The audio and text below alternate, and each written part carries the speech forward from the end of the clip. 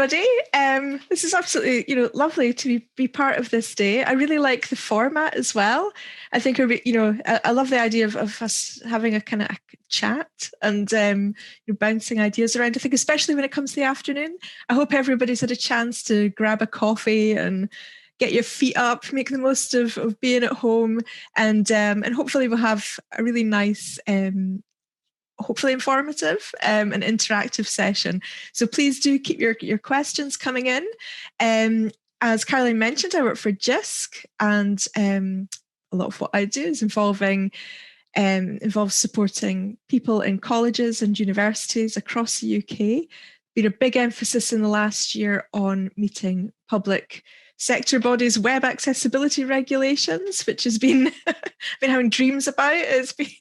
It's been quite all-consuming over the last year, and then just dropping a pandemic into that situation as well has made it's been a kind of incredible time for universities in terms of their digital offer and transformation as well. I think a lot of things will not go back to how they were before.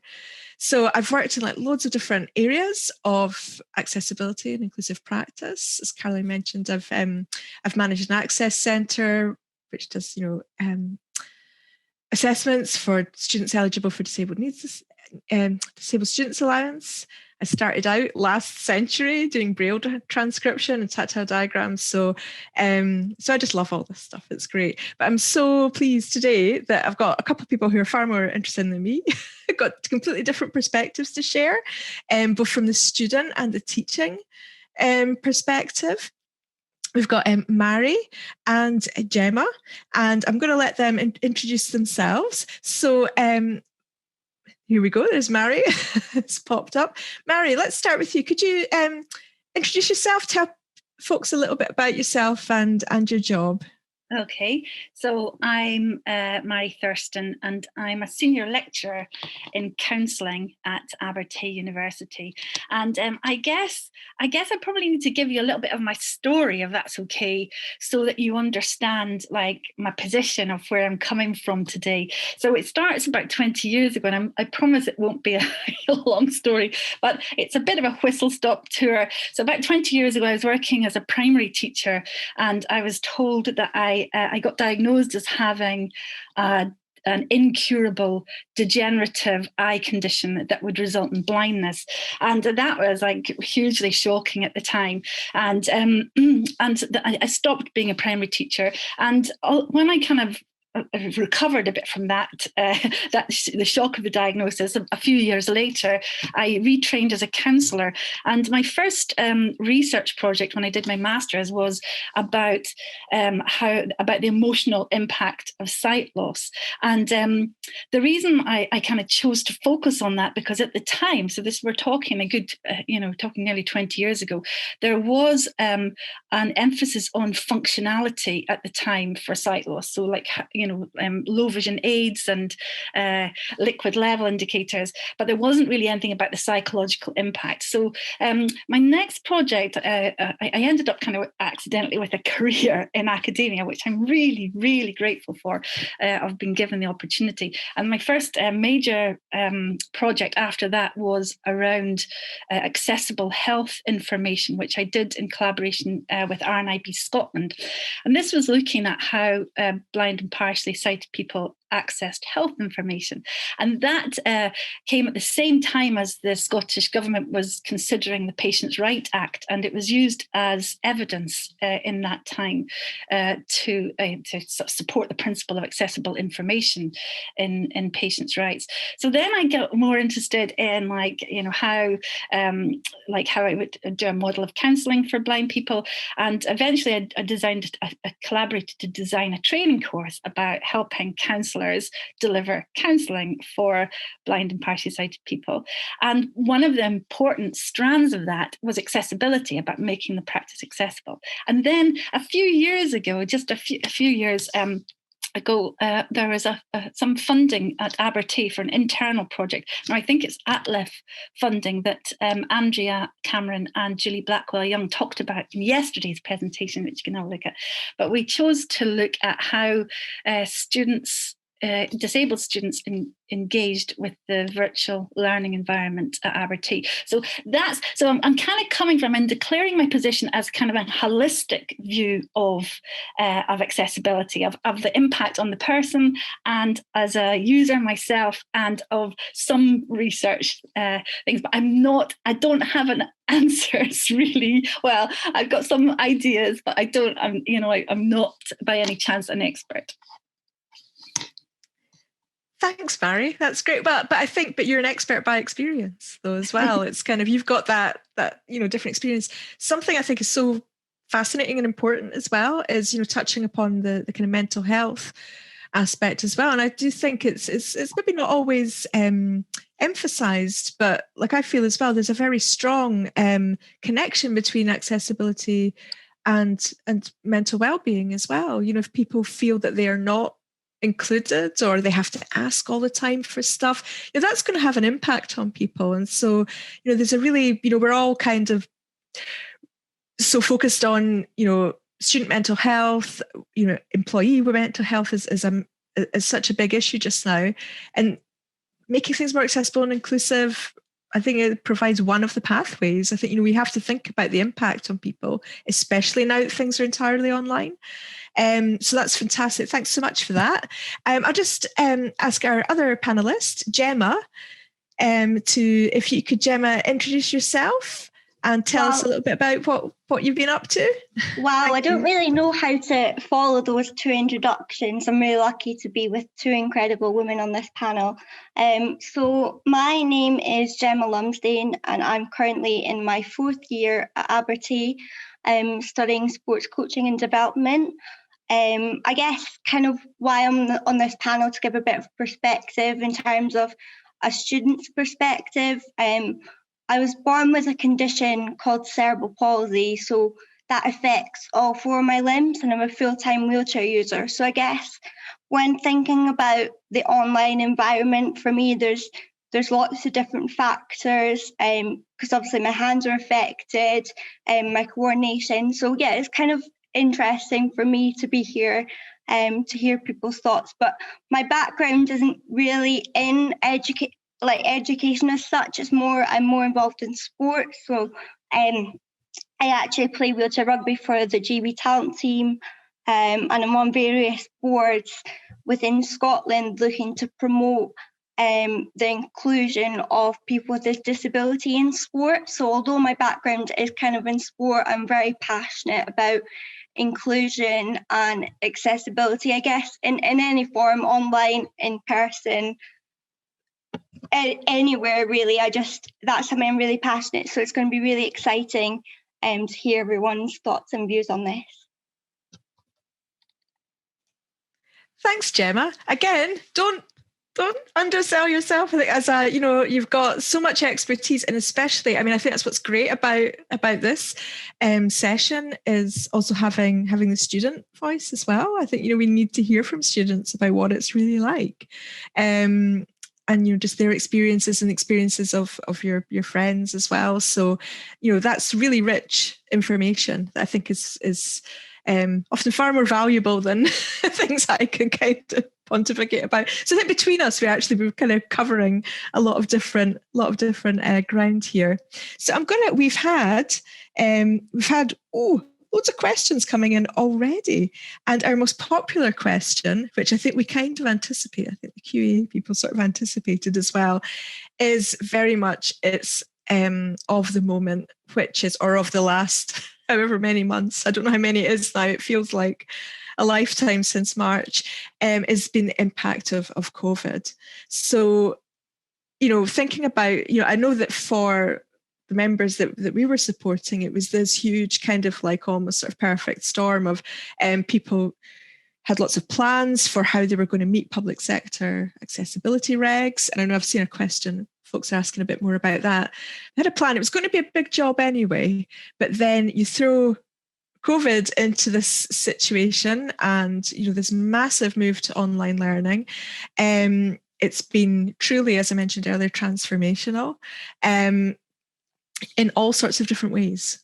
So in terms of, let's see, so what's our question? I think this is a really good one. Do you think accessibility in the online learning environment has stalled due to the pandemic, or has it actually helped? And that's a really interesting thing. I think I'd be interested to hear from our panelists. I know I've got some thoughts and findings around that. I think my personal thing, I think it's quite a mixed bag. But actually, Mary, as a lecturer, be really interesting to know in your experience. How's it been? Do you feel that it was a kind of seamless thing to embed accessibility in online learning, or is it something it's added an extra layer of complexity and it's been a bit of a challenge? That's a great question. I think it's been a baptism of fire in some ways, because from being dabbling about in the VLE to being solely reliant on it has been really, it's been quite a steep learning curve. And if I think back to where we were in February to where we are now, I think we've come a long way, and we should be really kind of proud of what we've achieved.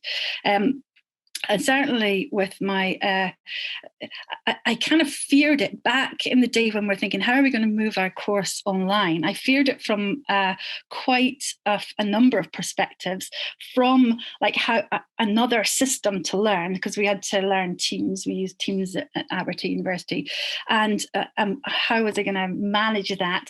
And also, how would I keep the relational aspect? Because in teaching counselling, it's a very relational course. So could we replicate the relational aspect online? And one of the things that was really helpful, and I don't know if we've got anybody from Aberdeen University here, but my daughter was doing a postgraduate diploma. She was starting a postgraduate diploma in education, primary education at Aberdeen. And Aberdeen, I think, were they're a bit further ahead. Well, their kind of teacher training had been solely online for a couple of years. And our house is not very soundproof. So when she started in August, I could hear her lecturers being really at home, and they were really great at engendering a kind of community spirit between the students. And it gave me a bit of confidence that actually we could do this, we can make this a learning community. So in some ways, we've kind of managed what I think I've learned, my learning through this, and this is not, I suppose there's a little bit to do with accessibility, is that learning a new system is a challenge, an accessible challenge.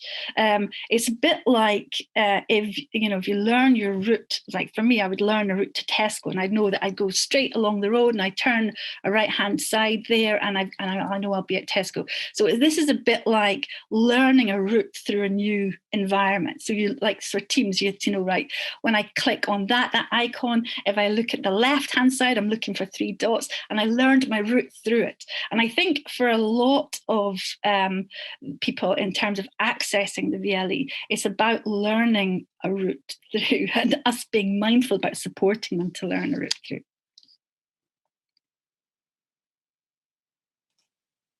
Thanks, Mary.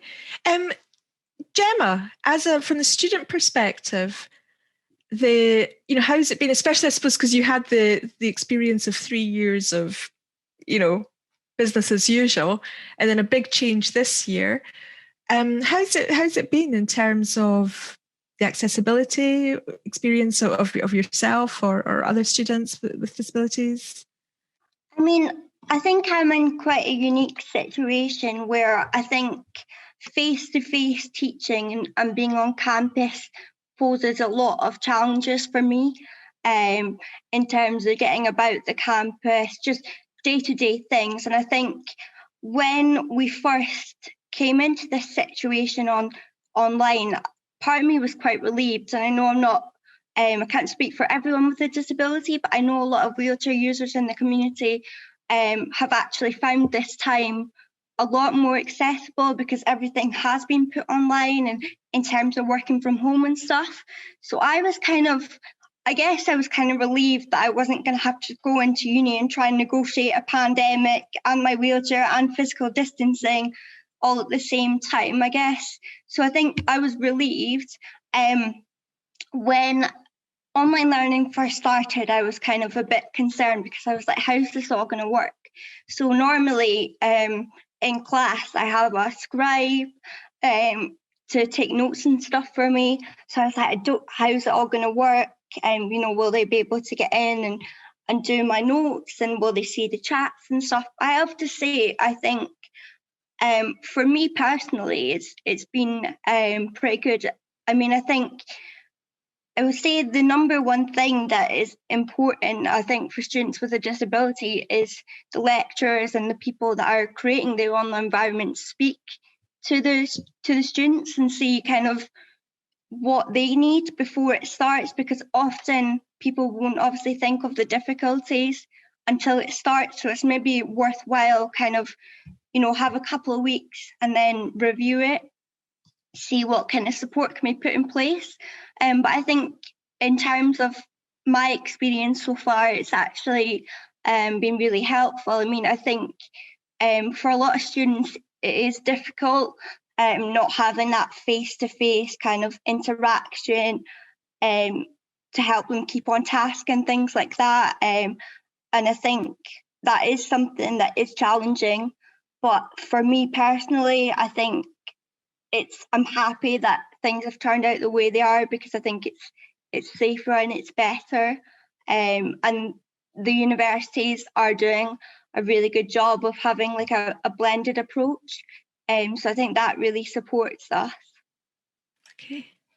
Thanks, Gemma. That's really interesting. I think that's I was we had an event this morning at JISC, which was a launch of a new report called Learning and Teaching Reimagined, which is basically, it sort of encapsulates all the learning that has come out of this time, particularly with a focus on leadership.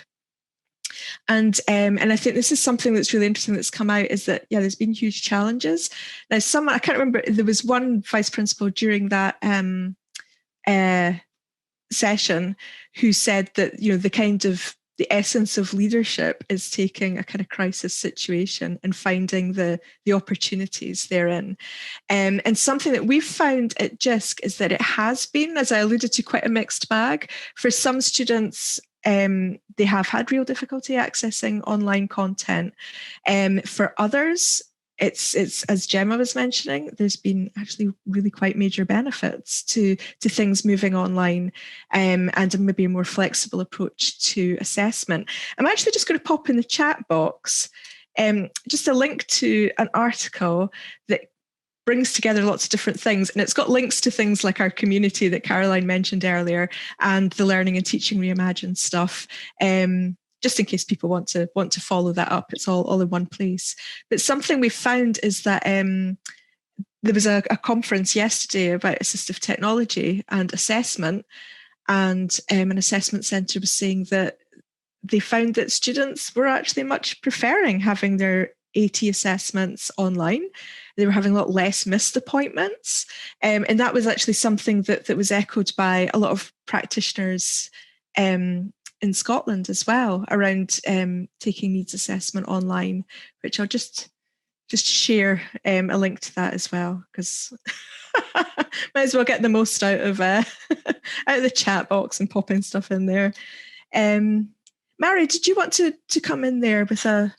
Yeah, I think Gemma made a really good point there, and I think you've highlighted this too. Like there are some really good benefits for our disabled community about going online, and in particular the challenges of negotiating into campus. If you have a disability during a pandemic, it can be more difficult. Like, for example, for people with vision impairments or students with vision impairments, social distancing is difficult, and the change of layout in universities now is really tricky. So it's like what they used to know, like in terms of learning a route, is no more. So there are some benefits that way, and I think the important thing that's coming out here, in terms of what Jem is saying, and it is the importance of creating that community of like, one of the things that the disabled students in our ATLEF project reported was actually that sense of community was really important to them, because sometimes they can feel isolated. So I think it's us moving away from just a functional look at accessible, about actually building in inclusion into our virtual environment in terms of the whole person, the student community. How do we replicate this online? Mm-hmm. Fantastic. Yeah, that really, actually, that leads into our next question. And we've touched on this a few times, I think, about this idea of engagement and, how do we engage effectively with students, especially to ensure things are accessible? So I'll read out the current top voted question is, how do we ensure that we effectively engage with students and staff in ensuring that learning and teaching is accessible and inclusive? So any thoughts there? Gemma, from the student perspective, now's your chance. What do you feel like that universities should be thinking about in terms of how they include disabled students, how they check with you that things are accessible? Yeah, it's an interesting question, and it's difficult to kind of I guess be able to please everyone. No, you're never going to be able to please everyone, but I think for me, what's important is, as I mentioned, like when I was answering the previous question, is that we have this conversation around disability and inclusion, and not about what people can't do, but how we can make things easier for them. So, lecturers might think or that they can find some software, but it's best to just speak to the person. And I think just having regular check-ins, kind of just to make sure that everything is working well, and maybe just have, I guess, different kind of approaches.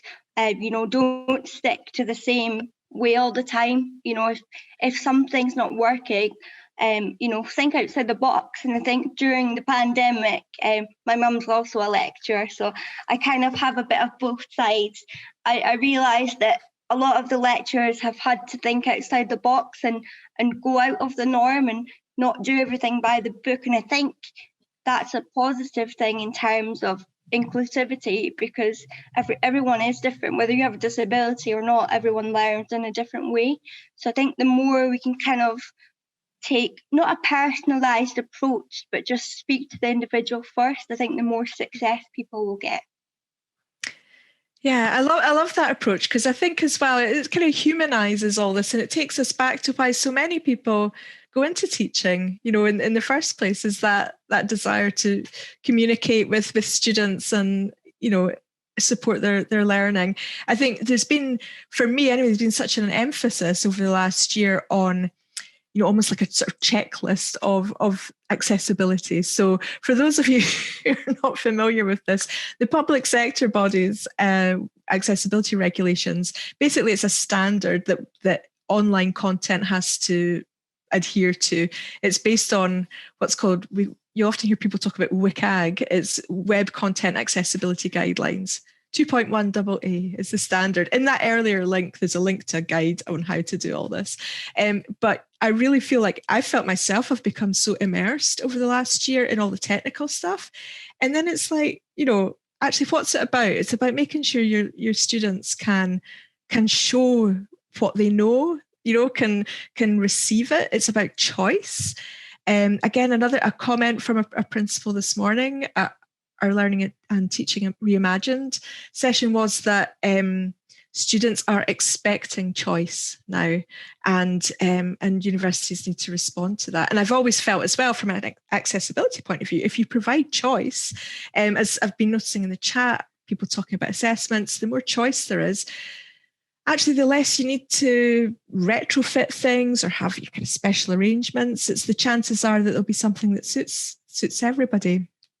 Mary, actually, I was really interested in your perspective, particularly as a counselling lecturer, about this idea of engagement, and that, because obviously it'll be, when you are a lecturer in counselling, a lot of it is that kind of interpersonal approach. So do you have any top tips for how to, and really, promote engagement, and what's working for you just now? Well, it's our first year in the MSc Counselling Abertay.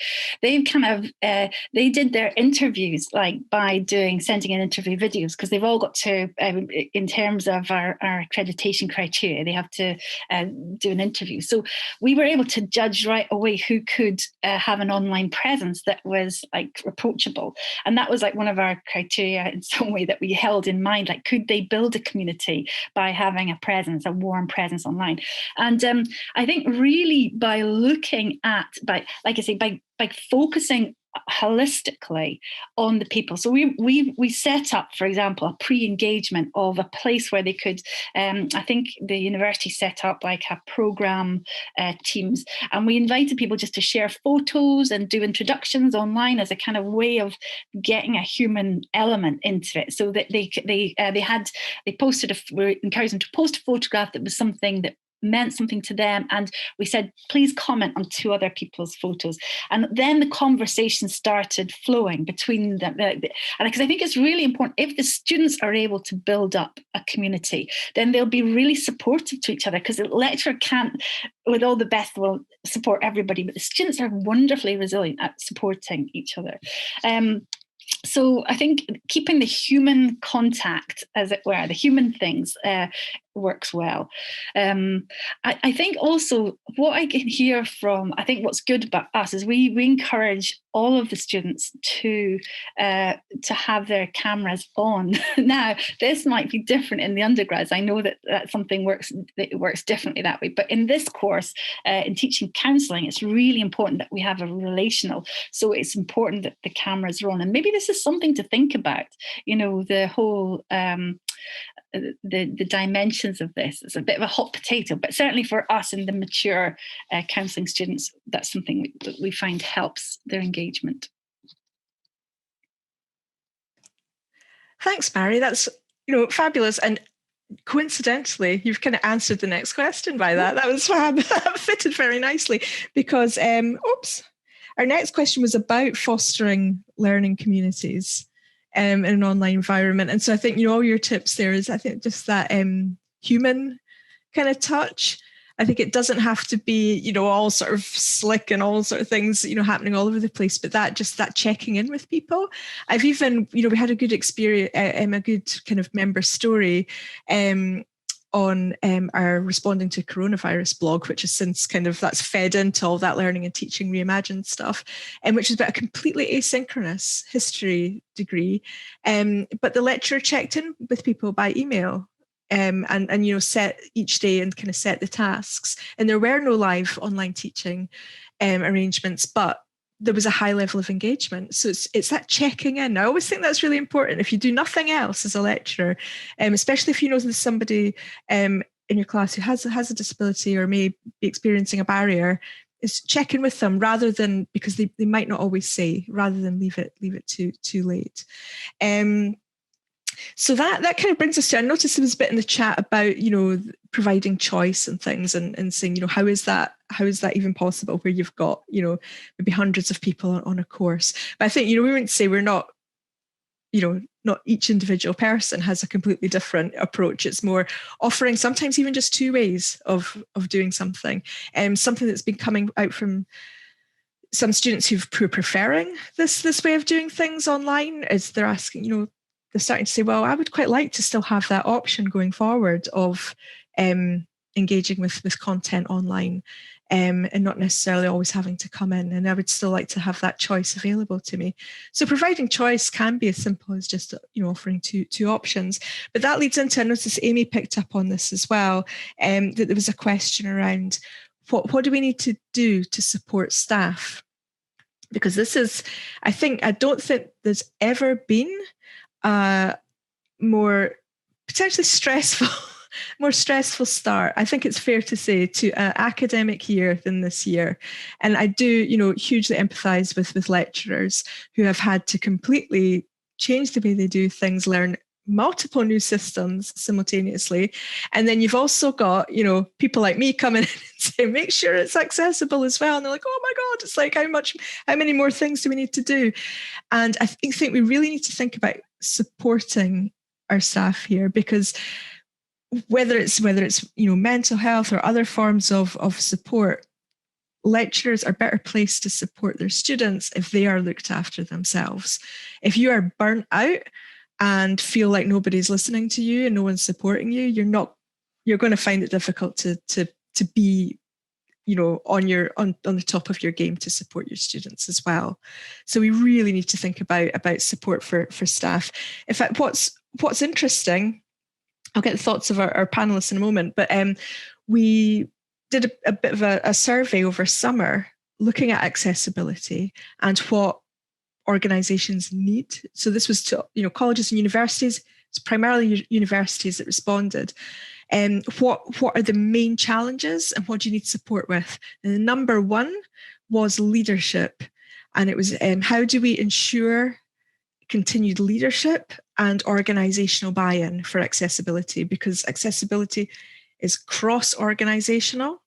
It involves lots of different people and it needs leadership and accountability for it to work. The second biggest priority, which was almost equal, was staff skills development. So how do we upskill our staff, in all different ways? So these are, and I thought, yeah, that sounds right. From a strategic point of view, I'm from a strategy team. We'd always look at leadership and staff skills are your key elements here. Actually, I'll just give you a little advert for next week that might fit with this. We've got our accessibility clinic next week, which is open to everybody. Is going to look at different models of supporting staff with creating accessible content. So I'll give you a link to that in a moment. But in terms of from a lecturer perspective, Mary, from you and your colleagues, what sort of, what kind of support do you think is most valuable to people, particularly in the current context of extremely high demands and uncertainty? Well, Caroline, you just summed that up beautifully. I think you kind of nailed it there, because I think, yes, the staff need to be supported, because if your staff are broken and burnt out, they're not going to be doing a good job. So there does need to be some support, and this comes, I guess, the skills that you're talking about, the upskilling the staff, and if the staff feel competent and working in their competency mode, then it's really good. But if they're feeling overwhelmed because they're not in a competency mode, then they're not going to function well. So I think the upskilling the staff is really important. And I think the leadership, well, certainly in terms of accessibility, one of the nice initiatives that Abertay University's got going on, and Gemma's involved with this as well, is the notion of lead voices. So, and the lead voices are kind of like a consultation group for any of the new policies, equality, diversity policies, or any of the directions that the university is taking. It gets kind of bounced to the lead voices group. And it took a long time to establish this. It's not just disabilities, it's the only protected characteristics. It took a long time to get going, but I think now that in the pandemic, it's kind of been, it's come into its own as a kind of think tank that we can use to check that things are accessible and that things are going well. And Gemma's our student voice, our student lead voice for disability. So so definitely leadership is good, and not just like tokenism. So the good thing about the lead voice initiative is that there's a senior management attached to each of the characteristics, so that things can get done. It's got a bit more teeth than if it's just like a talk shop. So I think that's really important. So so upskilling staff, all good. A recognition of the pressure that staff are under, good support for the staff. I mean, I think Gemma mentioned in her bit as well about support for students. And I think support is really vital. I think the best gift we can give our disabled students is by having some kind of focus about a kind of bespoke support for them. Like they know there's a helpline they can call. There'll be somebody that will talk them through it in a way, because not all of the videos that like show us how to do things are helpful. Like, so for example, if it's me doing a video and like, this is how it works.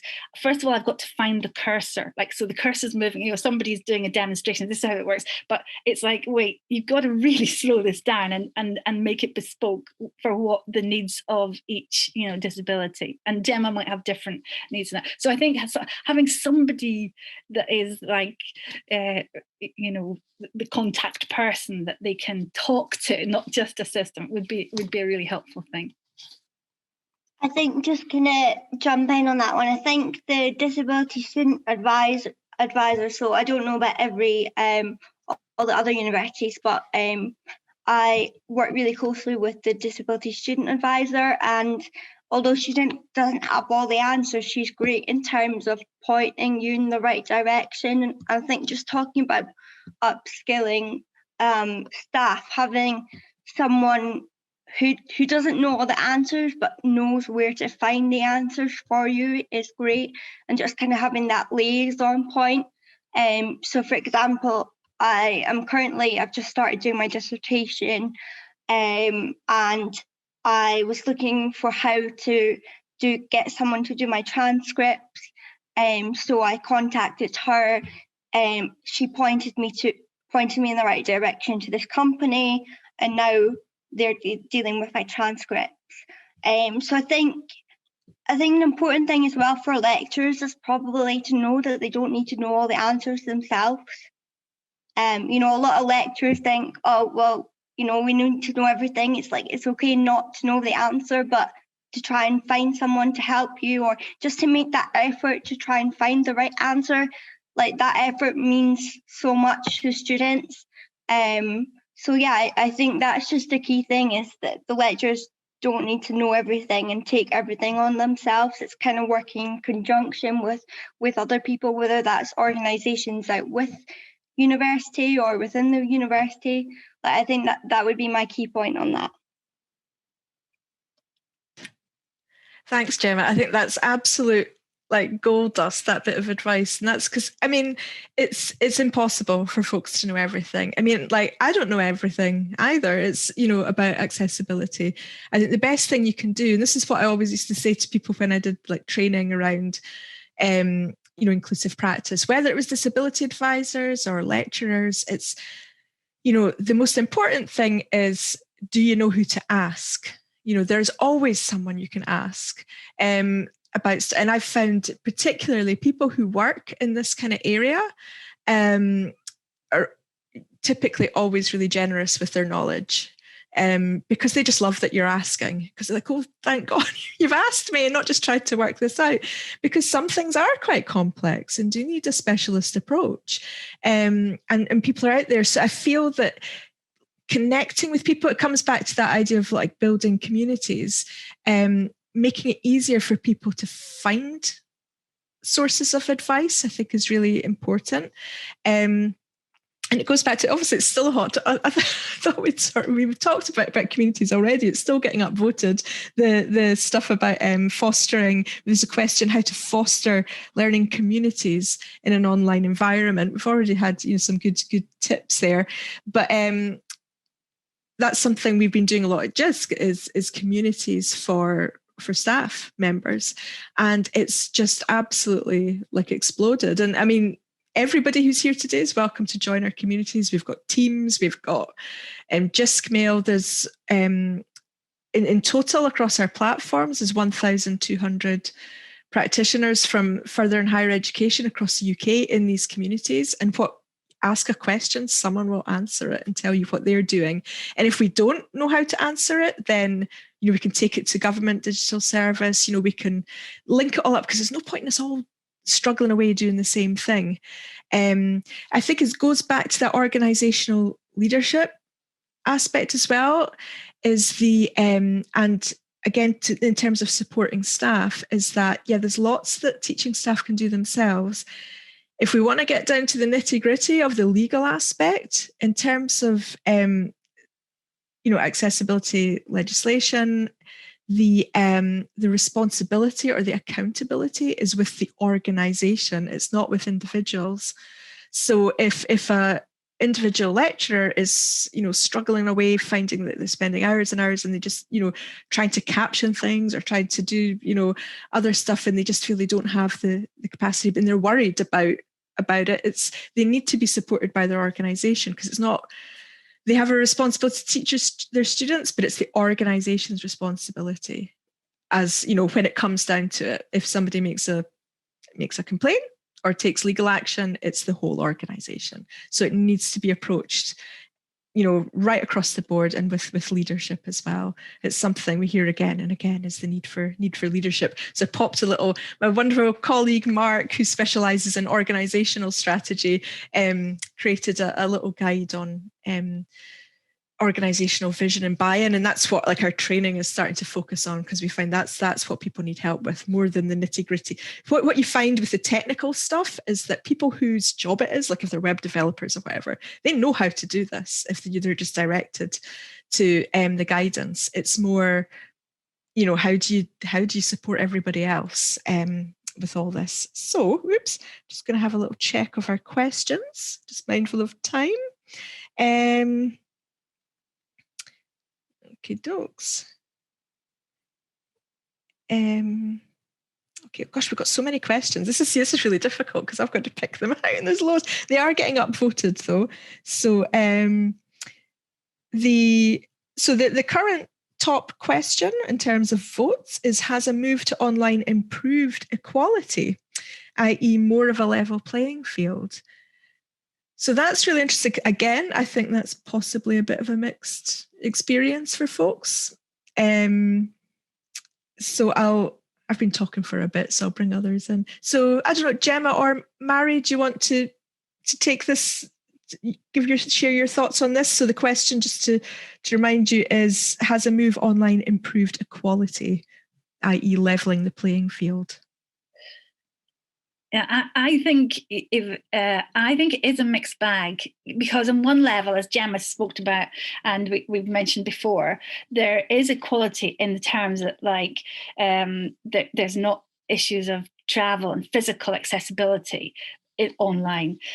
Although, having said that, there can be huge barriers online, and what happens, I think, the worst situation, I think, that is, which I think I've experienced myself at some points, is where you are so excluded, like everything's online, and you feel so excluded from the process that you don't even know how to break in to ask for help that you need. So I think it can be terrible. I think, particularly people with visual disabilities, theirs is an enormous challenge, to break into these systems. So I think it's about having process. So in one level, yes, it's great, they don't have to negotiate the physical way, but there are challenges. And I think that's where maybe what you're talking about, Caroline, the leadership and the process. If there's a process that is they know about, can't get it, if there's text maybe,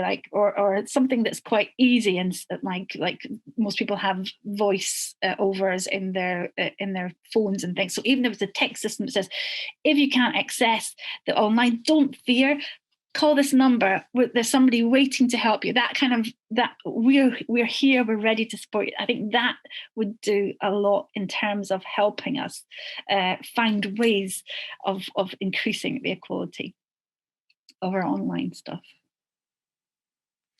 Yeah, and I noticed as well in the chat, there's mentions there around digital poverty, which I think is the big looming sort of elephant in the room here with online inequality.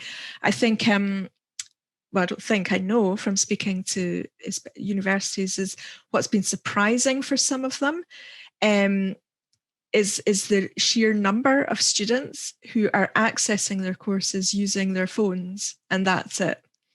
Maybe in some universities it may be, like lots of students from kind of affluent backgrounds, and they've all got their, MacBook Pros and things, but in many universities, a large number are using their phones. And that has loads of implications there. It does link quite strongly with accessibility, though. You find if things have been developed, or in an accessible way, adhering to the standards, they will display usually well on a phone as well. They should display well across different platforms. So that's an advantage there. But one of the biggest challenges, speaking to leaders in universities, is how do we get people actual kit? Like what are we going to do about this? It's a real I think that's a really good point. Ailsa's saying in the chat there was an assumption, oh, young people, they'll love this. It's technology. If you only got a phone, it starts to become actually quite a small world. And if you don't have good connectivity as well, you're a bit struggling. I don't know, Gemma, if you've got any thoughts on that or experiences to share from your student colleagues. Yeah, I mean, I think it's a really good point. I think it is really difficult, especially for people who only have a phone or have bad connectivity. In terms of the engagement in class, like, it is really difficult because even if sometimes on phones and stuff, you might not be able to access everything.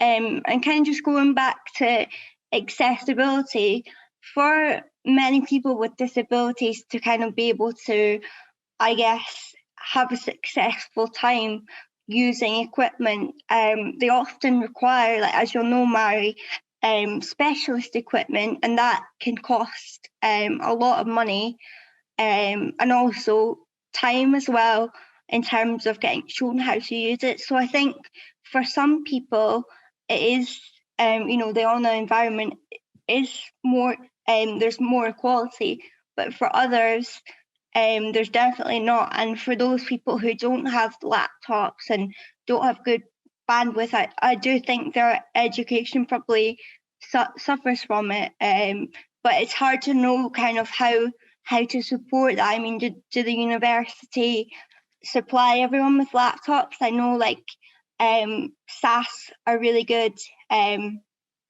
with me. Like, they've given me all the equipment I need.